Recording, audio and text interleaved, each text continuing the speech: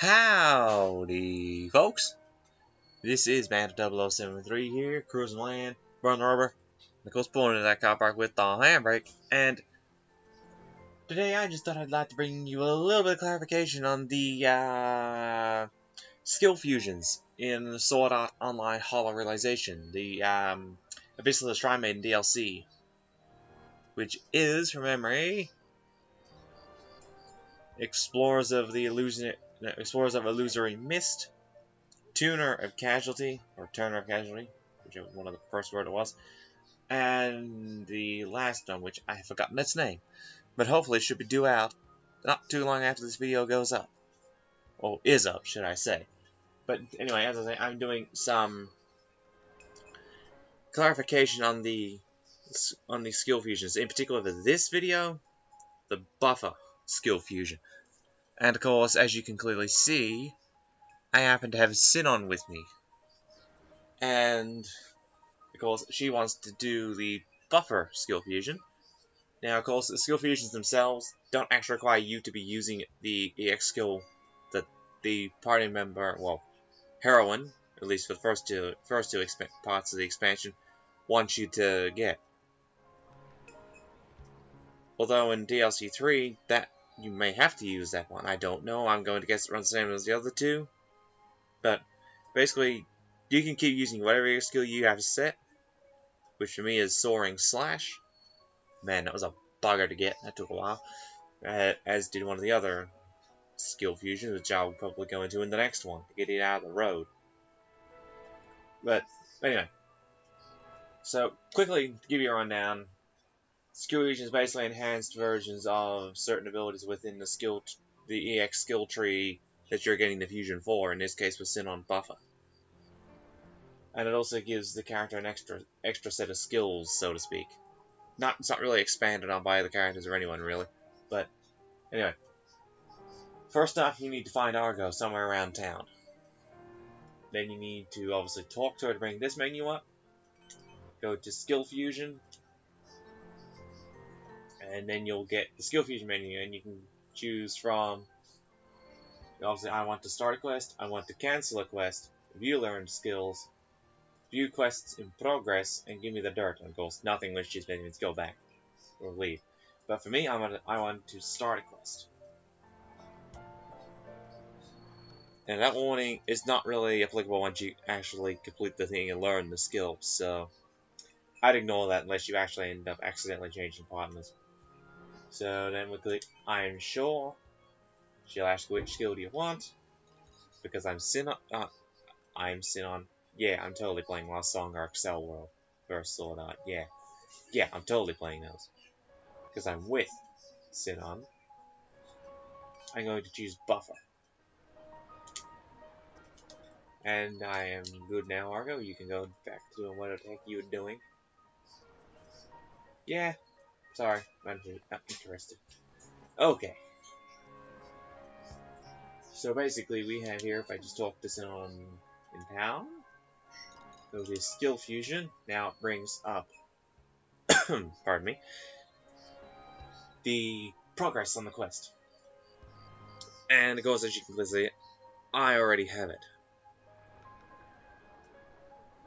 But, goes Sinon doesn't, because I haven't actually done it with her yet, because, yeah, I just haven't sort of gotten around to it now until I started recording for this little series I'm doing to clarify things for you.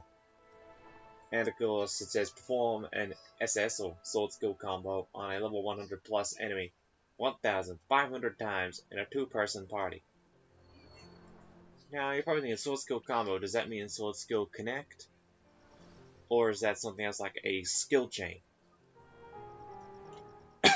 Excuse me, tickled in the throat. Well, in saying whether it's a sword skill combo, in terms of what the combo actually is, it's not a sword skill connect chain, which was something I thought. Now, for this particular one, of course, there is a healer skill as well, which I've actually already done the 2 that had it. So, I'm going to have to show you it. I'll show you how to do it. But, as I already got it. But what I might do is I might wait for DLC 3, the third part of this, to drop, which hopefully will be around about the 21st of September. Hopefully that's only going on a rough estimate of a 2-month period between each part of the DLC coming out, because the last one came out on the 21st of July here in Australia, and it was about 2 months before that we got the first part. So I'm going on that would make it about the 21st of September, give or take a few days. If it even drops around that time. Who knows, it could end up dropping in October yet, I don't know. But yeah, anyway, moving right along, we go to the Volcanus Citadel, which is the area for the first part of this DLC. Then we want to go to Vanvow Caverns. Now, take no notice of the main bosses here, because they're not what we're after. We're just after the dragon/slash lizard type enemies. Virtually right at the start of the area.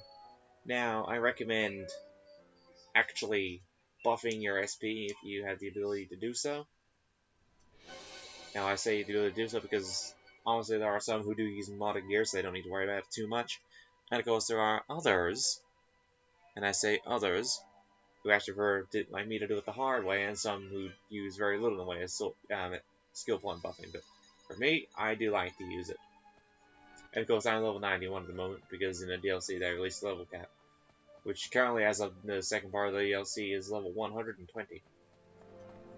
Anyway, we run.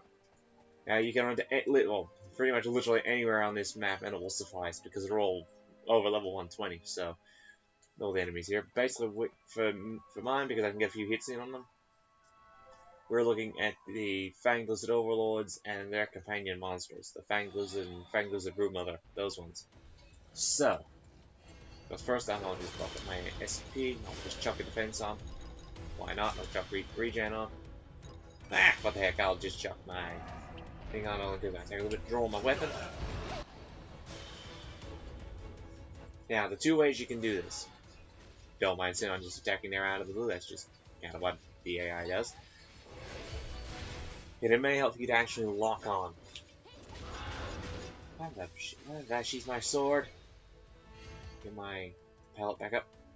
Now she just driving to switch is one way of doing this, and then you activate a soul skill straight after, and it forces her into a chain, or your partner into a chain, therefore adding one to the count. Now the other way of doing this, which is just as easy, after some reason I lost my lock on, is to go in, hold your L1, go to use skills, then activate a skill chain. Now if I just pull Sinon away, dang enemy. If I just pull Sinon away, I'll show you. Come up here, dang it. Come up here and Sinon.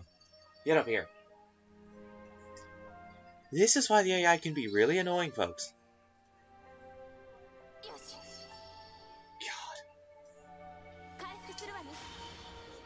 There. You're healed. Stop. Now if I talk to her, go into her skill fusion, it'll come up. 2 out of 1500. It's as simple as using switch or the use skills to initiate a skill chain, rather than a sword skill connect. Because in this case, when it says sword skill combo, it means skill chain. So linking sword skills in a chain is essentially what it is. That's why I say when you initiate switch, go straight in for a sword skill because it forces her into a chain. Sometimes it won't work, so you may still actually get it added on anyway because you've done that initiation for the chain and she's reacted. And I say she because I'm referencing Sinon here, but the thing is, it may not add it on. I've had a couple I reckon haven't been added on, and some where I reckon that have been. I didn't really take a lot of notice when I was doing Silica, because the 3 for the first part DLC were the healer skill fusions for Asuna and Premiere, and Silica for the buffer, and probably one of the worst, or the worst one to do in my opinion. And probably a lot of other people's opinions actually now that I think about it, was Lisbeth for tank. And that will actually be the next one of these that I do. Because I'll be doing them in succession when I finish the skill that I'm currently working on. And the buffer one you'll find, like the healer one, goes up extremely fast. Sometimes you won't even realize you've done a couple. You probably think, alright, sit on, start on, I don't know. Just say you've just sort of been lounging around a little bit and you got to 30, 35. Then you, I'm just gonna grind this out for, excuse me, I don't know, half an hour. Before you know it, you could be that easy. You could be up. You could have, I don't know, got to 150. Not even really worrying about it too much. The one that will take the time, and the way I do it actually speeds the process up big time. And you'll hear a lot of sound effects too when I do that one. But I guarantee you it'll work, because it worked for me. But yeah, you'll hear a lot of sound effects. That one, the tank is a pain in the butt to do. That's why I actually found a method that actually works really, really well against certain types of monsters. And I actually read that those monsters work really well for it, and boy, do they. The healer one works really well in a specific area due to a mechanic of where you fall or how the damage works. And as to the attacker, because I actually haven't done those ones yet, which for part 2 of the DLC, Philia and Leafa. So, you're probably thinking, what about Yuki?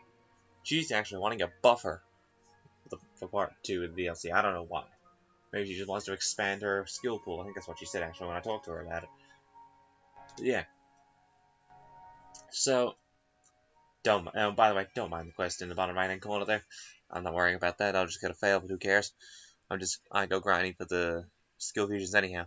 So, yeah, that's basically the gist of the buffer skill fusion. So to say, I'll just clarify that once again for you, if you haven't got it, so get it straight. You have to use a sword skill combo, which means a skill chain, on a level 100 or above enemies 1,500 times.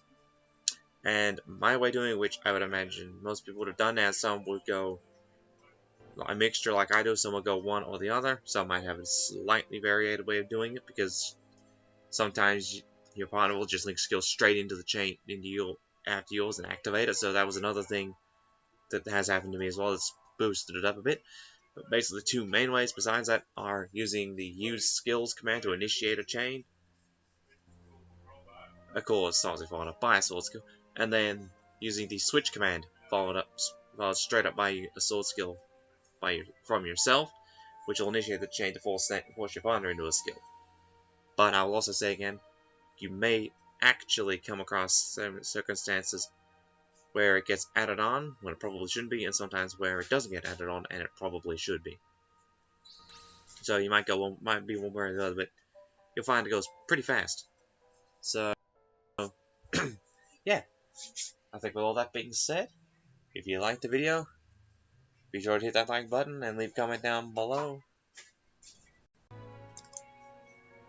Apologies, that just like cut there. I got interrupted momentarily. Yeah, as I was saying, if you liked the video, be sure to hit that like button and comment down below. And if you really loved it, make sure to hit that subscribe button. And of course, hit that bell to become part of the notification squad, to become notified, to be notified whenever I upload a video. And with all that being said, I'll see y'all next time. This is Bandit 0073, smoking up those tires, burning that rubber on out of here, and signing